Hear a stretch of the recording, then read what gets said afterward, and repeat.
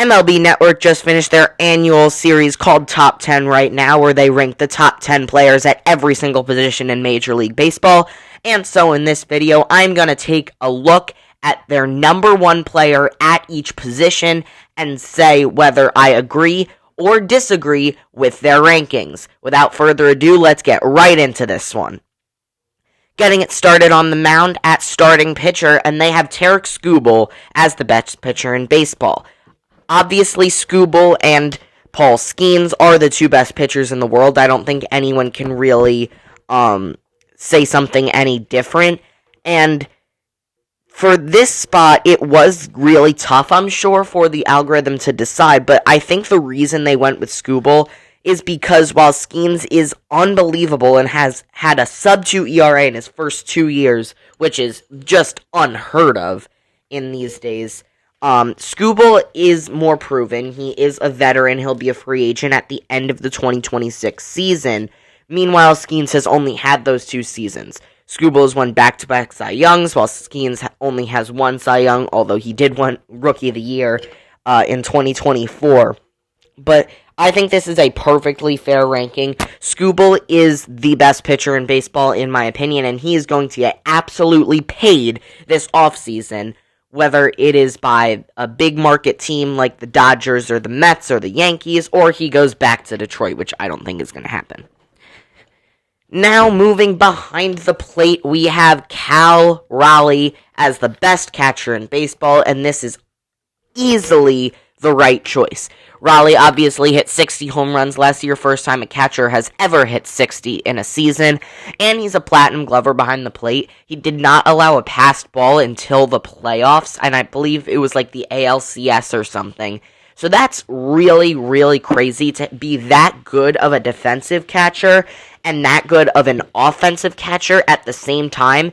The last time we really saw that was JT Realmuto, and he was not nearly close to the level of Cal Raleigh, so I think this is a very easy ranking behind the plate. Moving over to first base, and this is one of the tougher positions, I think, to find a clear-cut number one guy, because there's not one guy who's like, oh my gosh, he's the best first baseman in baseball, and MLB Network gave it to Freddie Freeman. Freeman is obviously great, and he's been playing for a long time. He has the longevity. He was great in Atlanta. He's been great for the Dodgers. He is a 3-time World Series champion. It's harder to have a better career resume than him, but at this point in time, he is getting older, and I understand he is still great, but I think I might take Vladimir Guerrero Jr. over Freddie Freeman at first base. Vladdy is young, he's exciting, and he's so good. He has a batting title and a home run crown to his name already, and that's something we don't really see in this day and age, having both of them. So I think you go Vladdy over him, but the other thing I want to mention for first base, the Shredder had Nick Kurtz at number 2 on this list, and I think that is way too high for a rookie. Kurtz is awesome, but I think he needs to prove a little bit more past just his Rookie of the Year campaign. Second base, and it is undeniably Ketel Marte. That's what MLB Network has. That is what every baseball fan who follows the game believes. Ketel Marte is unbelievably good. He can hit for days. He is a pretty good defender at second base. It was rumored that he might be traded this offseason, which I just thought was crazy and stupid by the Diamondbacks. They, of course, didn't trade him, which I do believe was the right decision, but there's not really much to say here. Ketel Marte is absolutely the best second baseman in baseball. Jumping over to third base, and MLB Network has Jose Ramirez, and I have him at the top of my list also. For years and years and years, we called Jose Ramirez the most underrated player in all of baseball because he never got the love he deserved, even though he was going 30-30 basically every year. Almost went 40-40 a couple years ago. But he's not really underrated anymore. He just signed a contract extension where he could have got more money in free agency, but that's besides the point. I don't really know who you can put over him at third base at this point. He is just so good. Jumping on over to shortstop, and we have the freak of nature himself, Bobby Witt Jr. This guy is so good. He's so fast. He's so good with the glove. He can hit 30 home runs in a year. He steals bases incredibly well. He hits doubles. He hits triples. He gets gap shots. It's just so incredibly good. He is undeniably a top 10 player in the league. Bobby Witt Jr., best shortstop in baseball. Now moving on to the outfield, and left field is one of the more interesting positions that I saw throughout these lists. Jarren Duran at number 1, it's fine, sure. A lot of great outfielders aren't really playing left field. However, I do want to note these rankings came out before it was announced that Juan Soto was moving to left field for this year. With that said, Juan Soto is obviously the best left fielder in baseball. He is much better than Jarren Duran. He was kind of blocked by other guys because he was playing right field, and there's a lot of great right fielders in this game. But now with him moving to left field, he is the number 1 left fielder in baseball. But obviously they didn't know he was going to be playing there when these rankings came out. So Jarren Duran in left field, it works. He's a great player. He had 8 WAR in 2024, which is crazy. And at the time these rankings came out, 2 Red Sox players in the top 2, Duran at 1, and then Roman Anthony, the rookie, at number 2. So that kind of is a problem for the Red Sox, that they have 2 great left fielders. They're going to have to move one of them. Their outfield is kind of clogged right now. But you can never have too much star power in a lineup. So Jarren Duran from MLB Network, now with the position change, it is Juan Soto as the best left fielder in baseball. Center field. I feel like the center field position has really declined over the last few years. Sure, there's still some great players playing center field, but I feel like for a lot of teams, having a great center fielder isn't really a deal breaker to be one of the best teams in baseball. I feel like center field has become a very much defensive heavy position.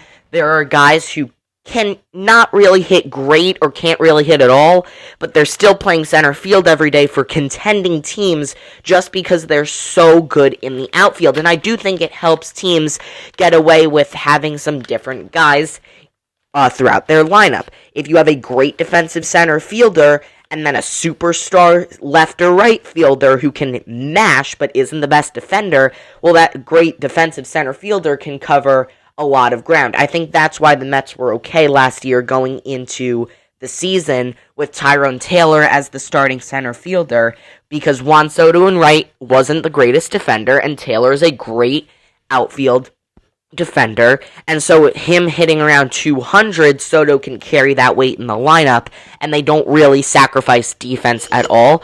But anyway, moving on to the MLB Network ranking for center field, they have Julio Rodriguez at number 1, and I think that is a great choice. J-Rod always starts out the season kind of slow and then picks it up towards the end, so I'm really interested to see if he can finally have a season this year where from start to finish he's just one of the best players in the league, but he is so unbelievably talented. He had that great rookie year, and then people have been kind of sleeping on him for a while now. 2023, the year after his rookie season, he wasn't phenomenal like he was as a rookie, so I think people kind of wrote him off a little bit. But then the last 2 years, he has really returned to form, and he does honestly look like the best center fielder in baseball. Right field, this is literally the easiest position to rank in the entire sport, besides maybe DH, and of course it's Aaron Judge. Judge is probably the best player in the league right now. I don't know if I'd put him over Shohei or vice versa, but Judge is obviously the best right fielder in the game. He has a great arm. He's tall, so he could reach over that short porch in right field at Yankee Stadium, and then he just mashes. He's 3-time MVP, 2 in a row for him, so I think he is very easily the best right fielder in baseball. Final position that MLB Network ranked was relief pitcher, and they actually gave it to Aroldis Chapman. I was surprised to see this because obviously Chapman has the track record, and he's been around for a long time. I actually saw a post by MLB Network that the first ever top 10 right now for relievers, Chapman was on that list at number 10. Mariano Rivera headlined it at number 1. So Chapman being one of the best relievers in the game for about 17 years really is unbelievable. But I don't know. Before this year, before we got to the Red Sox, for the past couple years since he left the Yankees, he was struggling with his control, and he was still good, but he wasn't one of the best relievers in the game. So I might give it to a guy like Edwin Diaz or Johan Duran or Josh Hader, someone who's been consistently good for the last few years and not just someone who has been really good their entire career. So that's the only change I would have there, but Aroldis Chapman is still a great choice at relief pitcher. And then MLB Network didn't do a DH ranking this year. I don't know if they have in the past, but I think it's because a lot of teams don't have a set-in-stone DH. There are a lot of teams that use the DH as like a rotating position, a half-off day, if you will, where they can put a guy there who's played a week and a half straight in the field. They could put him at DH for a game. He doesn't have to play the field, but he could still be a bat in that lineup for you. So I think that's why they didn't do the ranking, but it might also be because Shohei Ohtani is clearly the best DH in baseball. Obviously, he's also a starting pitcher, but in terms of DHs, there's just nothing like him. He 55 home runs last year in a season where he also pitched for most of the year. He went 50-50 2 years ago. He has more MVPs than I can count off the top of my head, so he is obviously the best DH in baseball. So there it is, MLB Network's ranking for the best player at every single position in Major League Baseball going into the 2026 season. I hope you enjoyed this video, and if you did, please consider leaving a like and subscribing to my channel down below. I would greatly appreciate it. Follow me on Instagram at AroundTheDiamond2. The link is in the channel description. Check out Around the Diamond Designs to see all of my personal card designs. That link is also in the channel description. And subscribe to my second channel Around the Mets if you want to hear me talk about my favorite team, the New York Mets. But that's going to do it for this one. Thank you all so much for watching. I will see you next time. Peace.